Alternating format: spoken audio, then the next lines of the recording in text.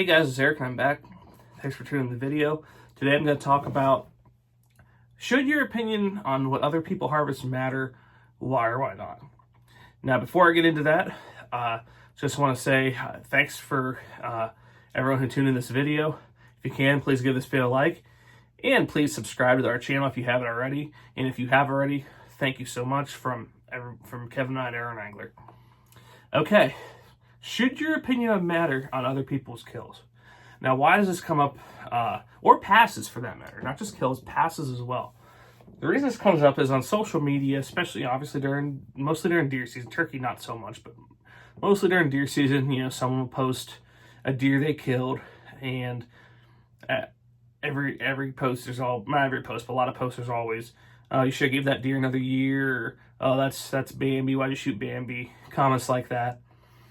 And conversely, someone might post like a picture of like, you know, like a 70 or 80 inch 8-point they saw on stand, maybe a video, said, I had a good hunt today, passed on this buck, blah, blah, blah.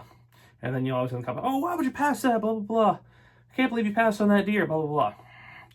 And I got something to tell you. Both comments are 100% wrong. My question to you is, not to you, viewers, those people making those comments, maybe one of you good viewers is, did you pay for their tag? Did you pay for their lease?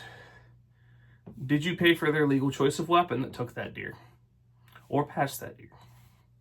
The answer to all those questions is no. We have a lot of division right now in the hunting community. I've talked about compound versus crossbow. You can go back to see plenty of videos on that, but this is another area of division, you know. To me, there's only one time where someone else's harvest should matter to you. And that's if it was illegal. Whether it was poached, done by trespassing, done by illegal use of weapon, anything like that, yeah, you should speak up and call them out, because they're taking away a legal animal for someone else. You know, that's wrong, 100%. But otherwise, if it's not on your ground, why does it matter? And even for a guy like me who knows that's public land, yeah, I mean, I'd like to see some deer make it, but it's still congratulations to the hunter. You know, it's still a heck of an accomplishment to kill a deer on public land, regardless of size. So still congratulations to the hunter there. Like for me personally, my standards are around 110, 120 inches.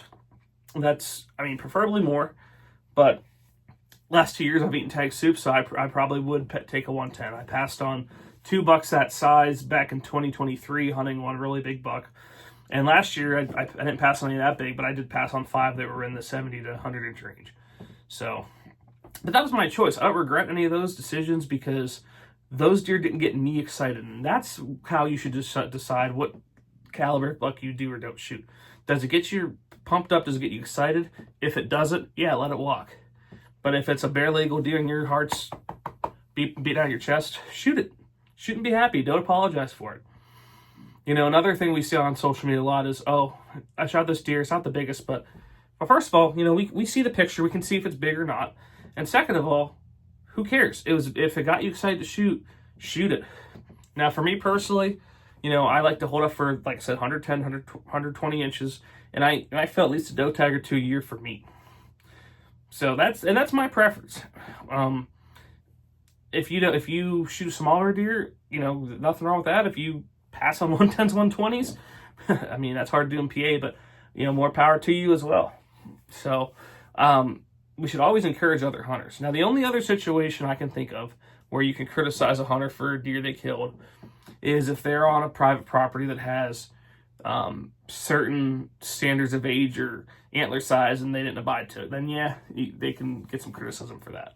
Not as much as the illegal guy, because odds are the person on the private's probably getting criticism or kicked off from the owner. But in those two situations, you should really have nothing to say about the size of deer someone shoots or passes.